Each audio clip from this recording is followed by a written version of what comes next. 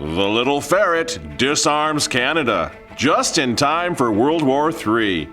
Steve Bannon is going to prison for not taking the January 6th committee seriously, while Saturday Night Live mercilessly mocks the whole darn thing. The November elections loom large, but will any of the good guys actually invite God back to the campaign trail? A ray of hope from Governor Ron DeSantis and Kari Lake. Plus, Pfizer's Albert Bourla says we'll need a COVID shot every year for the rest of our lives. Everybody okay with that?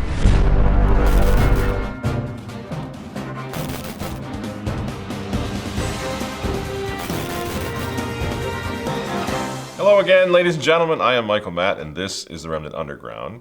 Maybe some of you noticed last week this rather odd little break at the beginning of our program. The biggest lie in human history, perhaps. And right down here in the Remnant Underground, we told you so. So, speaking of... Now, that, my friends, was our brand new sponsor. One of those big VPN protectors of online privacy. God bless them. You know, they approached us and wanted to sponsor our show. I said, okay, whatever. So we shot the spot, and then we sent it over to them for content approval. And that was the end of that. They pulled the plug on that, and they said, you know, you gotta tone things down a little bit. And I said, I'm just getting warmed up. Just can't help it. I mean, I don't hold it against this VPN. I'm not going to name them. I don't want to start a big feud. But I knew right when they approached us, you know, the type of things that we comment on. Last time it was the Ukraine, it was Elton John and his husband and all that stuff. There's just no way. Remnant TV is not going to be scoring the big mainstream sponsors anytime soon. So, well, I guess it's just you and me, kids. So if you want to help us out, click the link below, put a few bucks in the tip jar, and let's just keep taking it to the snowflakes, the morons, and the demons. We're going to talk a little bit about demons tonight because that's what we're dealing with. And speaking of morons. From today forward, it is no longer legal to buy, sell, or transfer a handgun in Canada. The little ferret has removed the children's handguns. How you doing up there, Canadians? You okay? Because you know what comes next, right? Personally now, not to be mean, but I think the little ferret has daddy issues. But none of my virtues won your list. Even then, it was as if you didn't want me for your son. Speaking of demons... But let's be clear. Having children is why you're worried about your price for gas. It's why you're concerned about how much food costs. Now, do you got that? If you are having babies, well, it's your fault that you can't afford gas. Not only is it your fault that you can't afford gas at the pump, but it's your fault that all of us can't. It doesn't have nothing to do with Biden blowing up pipelines or cutting off pipelines. No. It's you. It's the babies. So, question. How long before Governor Raggedy Ann there is out there mandating that Georgians must kill their babies for the sake of the common good? You know it's right around the corner. You can see it in their eyes, right? That's what they want. That's what they think, right? And I really can't believe what we're seeing here. Really, honestly, this is how many years has it been since Roe v. Wade, since 73, whenever it was? And I think a lot of us have just gotten sort of used to this. But think of where it's come now. And these people, these demons, which just makes it so absurd because we're supposedly so progressive and so enlightened, right? We have the most advanced birth control measures in the history of the world, you know? We've got morning after pills, we've got RU486, we've got Plan B, we've got it all, you know? So what is with this obsession with killing babies on the part of the enlightened ones in American politics? What's going on here? Do you think it's real? Do you honestly think it's real? Do you think they really care about a woman's right to choose? Or are we seeing something else here? Right here in Minnesota, good old flyover land, Minnesota, Governor Tim Walz is waiting for this demon to arrive today. Vice President Kamala Harris will be in Minnesota tomorrow. She's speaking at an abortion rights forum with Lieutenant Governor Peggy Flanagan and then attending a fundraiser for the Walz Flanagan campaign. Vice President Kamala Harris warns that while abortion is legal in Minnesota now, that could change. National Republicans in the leadership of the Republican Party have been very clear that it is their agenda to have a national ban on abortion. Oh, no. A national ban on baby killing? How are we going to survive? You see what I'm saying? This is not politics anymore. There's something else going on here, friends. This is religion. Right? It's a fanaticism. It's a zealotry appropriate for religion. Because I think we're looking at a demonic cult which demands blood sacrifice. Oh, that could never be. Really?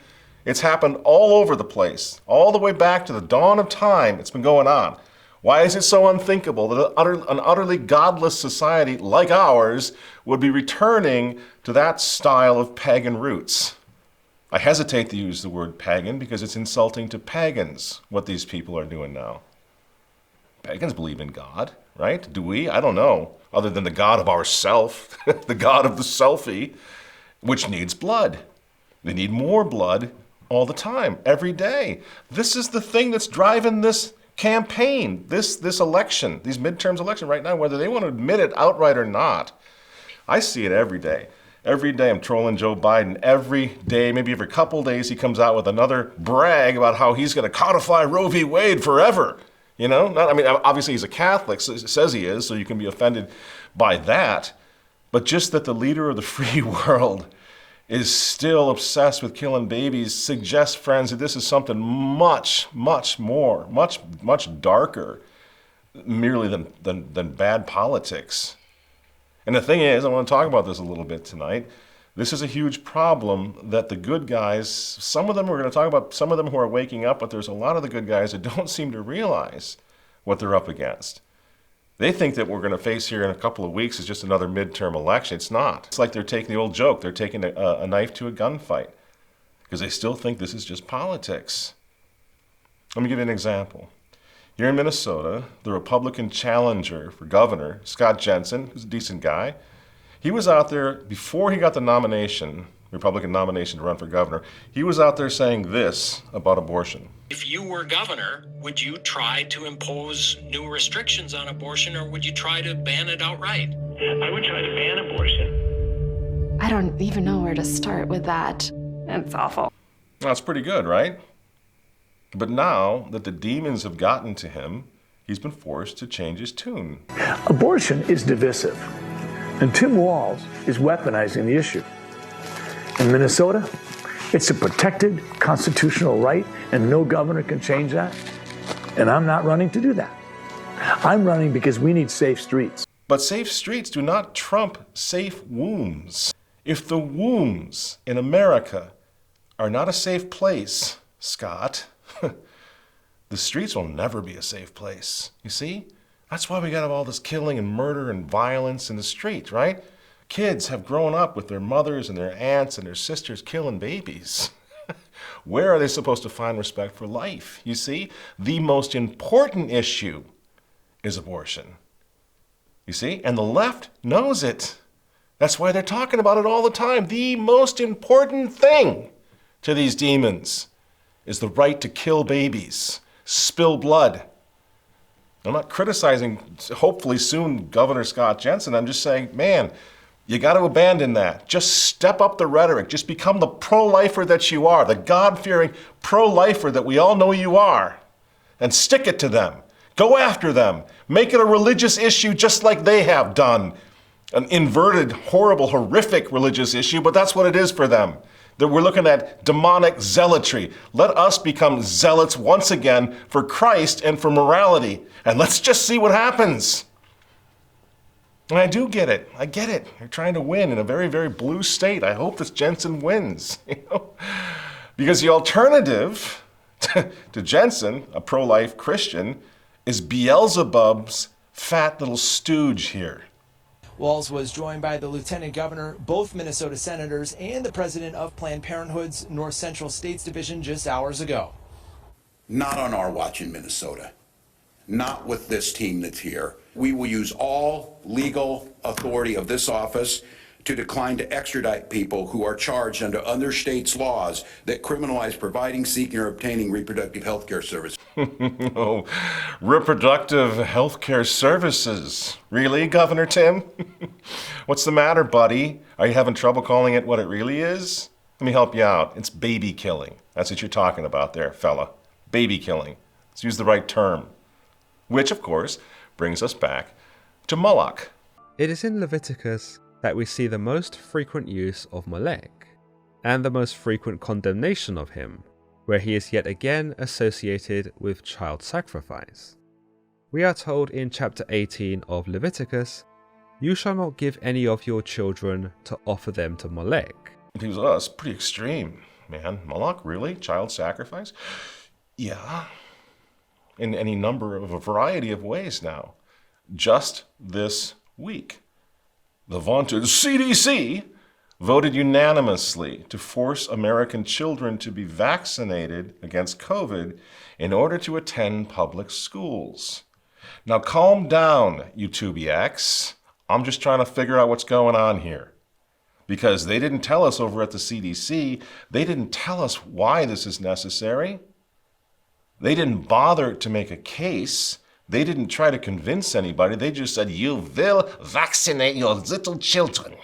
Okay, is it going to save my life? Is it going to save my mother, my grandmother's life to have little Johnny and Susie vaccinated? No, because Pfizer already said it's not, right? It doesn't prevent the spread. They're not even claiming that it prevents the spread anymore. So why are they vaccinating my little kid? Not my little kids. I'm a homeschooled dad. My children have not seen the inside of one of those demonic institutions called public schools, public indoctrination camps ever, and they never will. My first order of business, where advice would be, get your children out of these schools. That's the first thing to do. But the reality is that we're talking about the children of society. We're talking about the children of our neighbors. We're talking about our country going to hell. We all know that children have no statistical risk from COVID. We've known that from the beginning. And now you got more and more doctors, scientists, right, out there warning the world about some pretty concerning side effects, let's say, from this vaccine that's now going to be mandated for children. It is my duty and responsibility as a consultant cardiologist and public health campaigner to urgently inform doctors, patients, and members of the public that the COVID mRNA vaccine... But I'm not saying anything here. I'm just pointing out what doctors are saying, what the CDC is saying. I'm just saying, can I have just a tiny bit more explanation what's going on here? Because nobody is paying attention, evidently, to the fact that they're completely conflicted. We're not getting a straight answer from anybody. So you got one doctor saying, oh my gosh, it's really going to cause heart issues. You got the Surgeon General in Florida saying, 18 to 30-year-old men shouldn't be taking this thing. Now that's the science. He's a doctor. That's the experts. That's the politician down in Florida saying this. So why is it our fault? We're just guys on YouTube trying to figure it out, right? I may have more clarity on this, but I'm just saying, objectively speaking, it's on them. The onus is on them. Get it straight, guys. Because let's not forget, they plan to make you take a vaccine, one of these vaccines against COVID, once a year for the rest of your life. How many vaccinations do we need in the future? It's a very good question. We need to find a solution that makes it easy for people to get. And I think this solution, it is the number one priority is to have a vaccine that lasts a year. So once people know that it is once a year, I do it every autumn, for example, fall, I think that will improve the amount of people that are getting the vaccine. Here's the thing, friends. Honestly, sincerely, I'm not a conspiracy theorist, and I don't like conspiracy theorists. I think the reality is frightening enough. I don't need to enlarge on it. I don't need to expand it. I don't need to exaggerate it. And I hope you agree that on this show, we don't engage in that sort of thing. We are just looking for the truth, and that's all. Not sensationalism, not fake news, just the truth. You want proof that that's all we're into? Here, this is a scary little clip somebody sent me. The same Pfizer guy. The first week we met in January of 19 in California and to set up the goals for the next 5 years. And one of them was by 2023 we will reduce the number of people in the world by 50%. I think today this dream is becoming reality. Very scary, in fact. Too bad old Albert didn't actually say that. Here's what Albert actually said. California, and to set up the goals for the next 5 years. And one of them was by 2023, we will reduce the number of people in the world that cannot afford our medicines by 50%. I think today this dream is becoming reality. Whoopsie. The number of people who can't afford our medicine is to be cut by 50%. That's quite different than saying we're going to cut the number of people on the earth by 50% by 2023, right? And that's going on, and that's fake news, and that's wrong, and that's immoral, and that's a lie, and it's got to stop. You know? They literally cut out the part that changes the entire meaning of Bourla's sentence. You think I'm a defender of Bourla now? I can stand the guy. It freaks me out. But it's simply not true. He didn't say that. And a little piece of fake news like that doesn't make Bourla look bad. That is an attempt to make you look bad, to make a fool out of you, because you're sending it all over the place going, look what Bourla said. Thing is, Bourla didn't actually say it. So we got to be so careful. And so if I'm careful in that direction, which I believe as a newspaper guy, I have an obligation to be careful, not to spread fake news, even about the enemy, right? We have the same obligation on the other side. Hey guys, what's going on? Why do you want to vaccinate our kids? We get some answers over here? You see? And YouTube can't shut us down for that. Nobody can. We're asking questions, legitimate questions.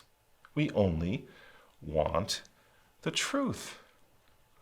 Because as I say, the real conspiracy is a word which means breathing as one, people breathing as one, working as one, conspiracy. There's a lot of conspiracy going on. It's taken a negative connotation. You toss, theorist on there, tinfoil hats and the rest. But the real conspiracy, the real action going against God, nation, country, life, that's really scary and much worse than anything we can make up with doctored footage on YouTube. So, for example, I'm a Catholic. It's much more serious to me what's happening in the real world, in the Vatican, in the real Vatican, with the real Pope right now than anything I could ever make up. They are using my religion to push an evil agenda.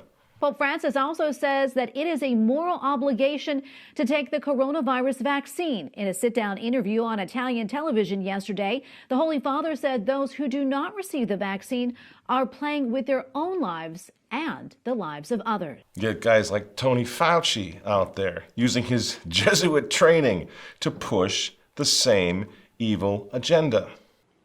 Just as important, however, is the Jesuit emphasis on social justice and service to others. And now is the time, if ever there was one, for us to care selflessly about one another. You got Joe the Catholic Biden, running man, right? Campaigning on the right to kill baby. That's an evil, demonic agenda. Here's the promise I make to you and the American people. The first bill that I will send to the Congress will be to codify Roe v. Wade. The most powerful country in the world now, friends, obsessed with exterminating babies. You think we need to come up with fake news to make it worse? There is nothing, or there are very few things that would be worse than that. And then if you object to this, like, oh my gosh, what's going on? You want to vaccinate all the kids, you want to kill all the babies, you want to go to war, you want nuclear. If you object to it at all.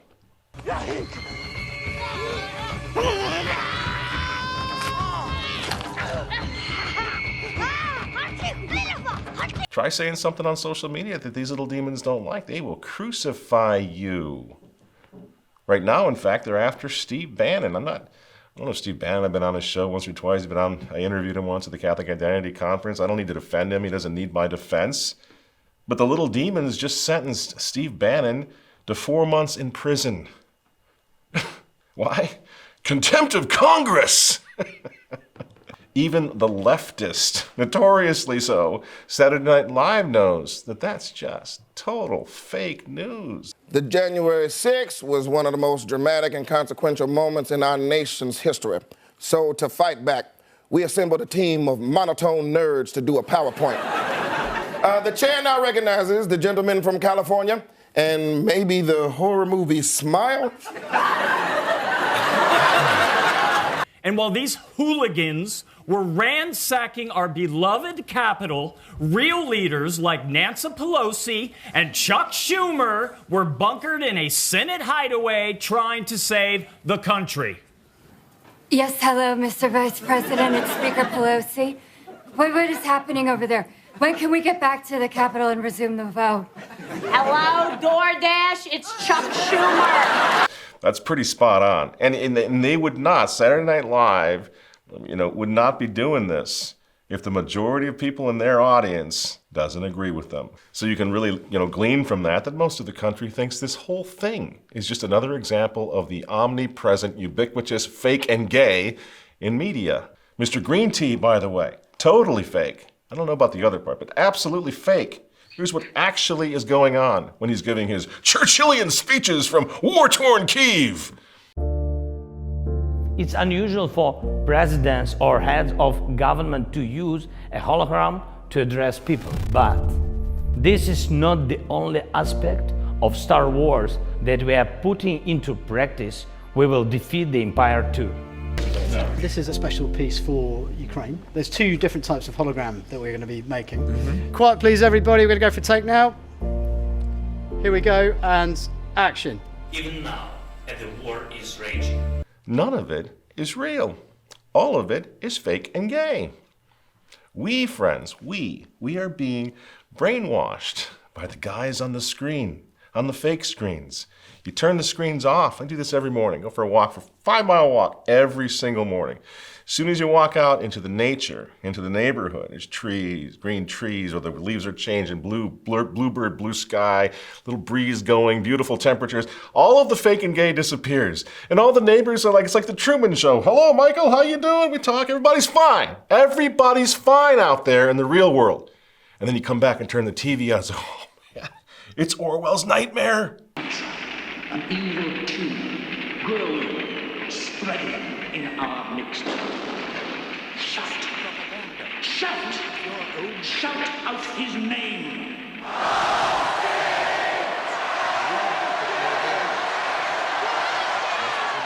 Does it look familiar? That's us. Everybody answering in unison, everybody saying the same thing, hating who we're told to hate, loving who we're told to love, right? That's us. That's what our society has become. Orwell was a flipping prophet. I don't know how he got it so right, but he nailed it, especially on the omnipresent, ubiquitous screens. Big Brother. Turn that off is what we got to do. We got to fight back. And we got to get together. That's what Unite the Clans is all about. We got to get together to mount a defensive offensive, if you will. Because if you're looking for the guys in the Vatican, the guys with the pointy hats, to step in and save you from this impending 1984, think again. Once again, our buddy Pope Francis, here's his latest appointment to the Pontifical Academy for Life. We need the state and states to really rethink their role. They shouldn't be there as just fixing different types of market failures, because then they will always be kind of too little too late. Francis's new Vatican appointment is, of course, a pro-abort and an atheist. And it gets even better. She's not only speaking for the WEF now and then, she's the co-chair of the World Economic Forum's Global Future Council on a New Economic Agenda for a Recovery. She's a New World Order globalist, pro-abort, atheist nut job. And Francis just appointed her to an important position in the Vatican. You think we're making this stuff up? You think we're exaggerating? Well, looky here. Here's the Pope's new appointment. Spending Thanksgiving with, drum roll please, the Rothschilds. Unbelievable. Francis is just sticking it in our faces right now. And I can still hear some people, No, it's just Michael Matt being paranoid again, honey. Not to worry. It's just Michael Matt being... Really? Is that it?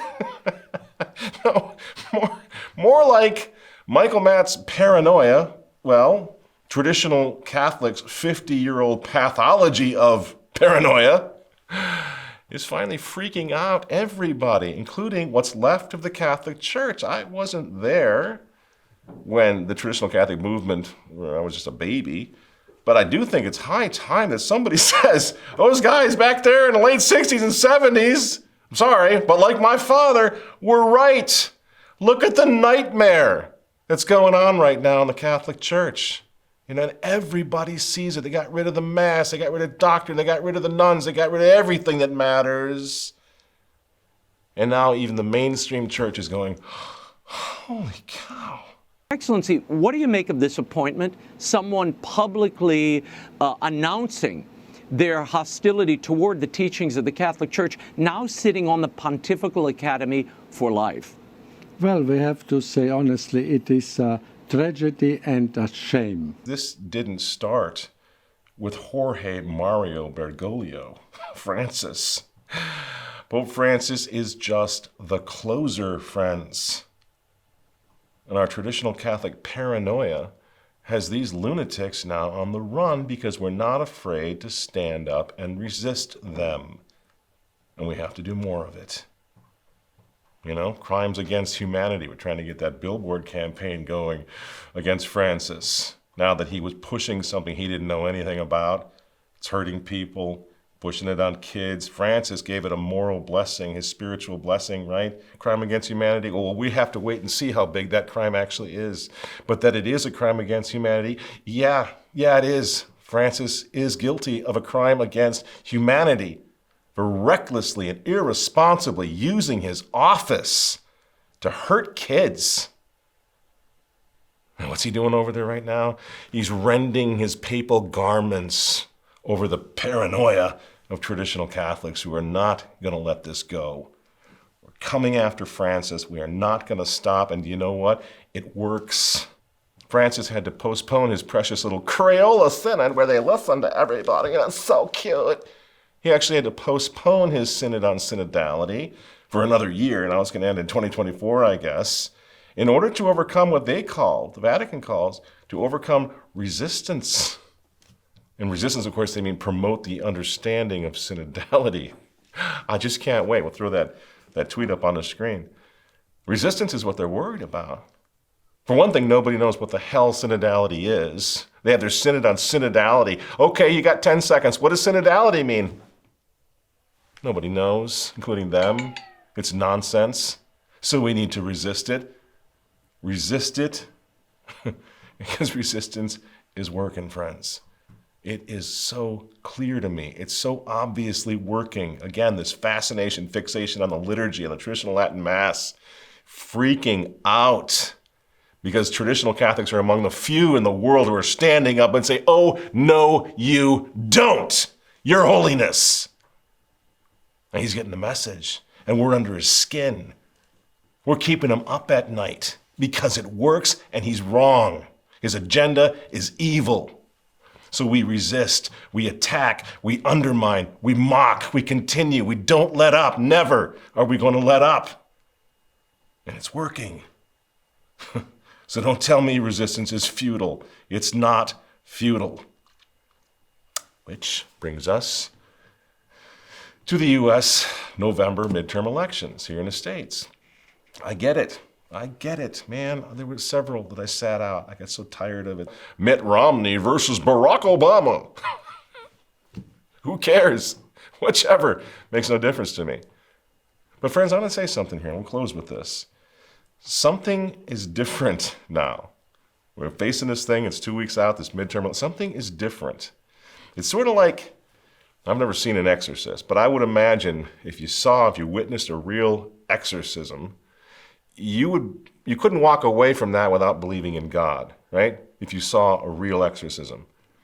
And I think something similar has happened right now. We are seeing, the whole world is seeing the rise of evil that not too long ago they didn't even think existed, evil like that. And if you began to see the demons It's only a matter of time before you start looking for the angels. And some of that is beginning to happen, which puts on us then, those of us who truly believe in the angels and in God and in demons, puts the onus on us, the responsibility on us. Get out there and spread the word. Tell them what they need to know. Again, we played the clip of Tucker Carlson admitting that. Looking at what they're trying to do to kids, he's like, there's no other conclusion but that this is evil fighting against good. It's a spiritual battle. It is. Think about what we've been through. The lockdown, the threats that are still coming from an economic point of view, food, energy, everything that's happening, come through the fire. We see people who can't possibly be simply misinformed or just wrong. We see people who are full of malice, full of evil, trying to hurt and destroy even children. What I'm saying, friends, is that we're not the only ones who are seeing demons now standing before us. They're standing before us in broad daylight. They are real. They are real as hell. And their opposite is real. And that's where we come in. We don't absent ourselves from this process. We grab the angels, we grab the staff of our Lord, the kingship of Christ, and we go out onto this political battlefield and we fight. Because lots of people are seeing the demons now. I see dead people, remember? It was the kid in the movie. But now a lot of people are suddenly saying, I see demons all over the place. And the policies of these demons are causing brutal suffering in the real world for real people now. You see? Sickness, death, plague, pandemic, supposedly, financial ruin, nuclear war, broken families, chaos in the cities, suicidal, drugged up children, young people, right? So the alternative to voting for people who stand with God is literally voting for death. The culture of death. People who they're speaking it, they're telling us, they're admitting it, they want to kill babies. Death. Death politicians. They want the death of your parents. They want the death of your children. They want the death of your nation. And a long time ago, they told us God was dead because they're a bunch of demons. So it really shouldn't be hard this time around to get out the vote in 2 weeks. Give a couple examples. And again, please don't mistake what I'm going to say with me saying that these guys are Charlemagne, that these guys are champions of the kingship of Christ. We went through this with the Trump thing. How can you support Trump? He's not a holy man, okay? We live in an extremely broken society, a society which has gotten rid of God, gotten rid of the church. And a lot of people walking around are good people, but they're broken. They're not perfect. But we got to see if they have something that can help in this war for God, for sanity, for peace, for law, for order. So I'm talking about Ron DeSantis. Ron DeSantis is not Mitt Romney, right? Just yesterday, in fact, DeSantis looks out at the demons in the swamp. He looks them right in the eye, and he says, the camera's running, he says, go to hell. There's been a lot of questions to our office about the CDC potentially adding COVID vaccine to the childhood immunization schedule. So I just want to let everyone be clear, as long as I'm around and as long as I'm kicking and screaming, there will be no COVID shot mandates for your kids. So you would think if the people on the TV set are right, well, he must be way down in the polls because nobody agrees with a maniac nutjob like DeSantis. Fake and gay, remember? Governor Ron DeSantis at the moment has an 8-point lead in Florida, and nobody seriously thinks there's any chance he's gonna lose. Here's Ron DeSantis back in February. Put on the full armor of God. I'll say that again. Put on the full armor of God, says Governor Ron DeSantis. He says, stand firm. He's talking to some college kids. Stand firm against the left, he says. You will face flaming arrows. But if you have the shield of faith, you will overcome them. And in Florida, we walk the line, and I can tell you this, I have only begun to fight. Even if it's just lip service. If in America, elections are being won by people who are using God's name in a good way, and who are resorting to him and calling him back and reminding this nation about God, if that's winning elections, then we're winning. All of us are winning, even if it's just lip service. You see? Bringing God back is becoming, in other words, politically viable in America again. You want to talk about make America great again? Well, that's what's going to do it. Politicians that will bring God back to these shores. It's not just DeSantis. They're popping up all over the place. And we need to help people understand how important this is. Here's another one, another politician talking about God. Well, she must be way down. She's running for the governor of Arizona. She must be way down in the polls, right? Nope. Looks like she's going to win. Here's what she's talking about. And we've pushed him out. We've pushed him out of, many homes have pushed him out. We can't utter the word God in school. We can't utter the word God on social media. We've pushed God out, and we're seeing the consequences of that. It's not pretty. Yeah. I think we got to bring God back into our hearts and homes. So what's my point? It might be the end of the world. It might be the apocalypse. Some days I think it is. Other days I think we don't know. We don't know the time. We don't know the hour. We don't know the moment. We just have to keep on fighting. So it might not be too late, friends. Maybe the fake and gay screens want us to think it's too late. They want us to think it's the end of the world, so that we'll surrender, so that we'll give up, so we'll despair, which we can never do. Again, you want to make America great again? I do. You know how to do it? You make America Christian again. Well, they're going to persecute us if we talk that way. You're going to get thrown off YouTube. You better be careful. Right? Besides that, it's such a rude thing to do. You talk about religion and angels and stuff. Oh, come on. Who's going to take you seriously? You talk that way. They're going to persecute you. Who cares? Well, they're going to call you names, all sorts of names. Who cares? You can call us whatever you want, Joe. You can call us extremists. You can call us domestic terrorists. You know who else was called a lot of names his whole life? Jesus. And he never stopped. He never stopped. They called him names right up until his death. So why should we care what Joe Biden thinks of us? Here's the thing, friends. I'll leave you with this tonight. Thank God for the persecution that we face. Thank God for it. The greatest thing that could happen to us, the greatest thing is the threat of persecution. Persecution's going to come because you know why? Because it means we're still alive.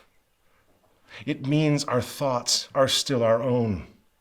It means we have not lost our souls yet.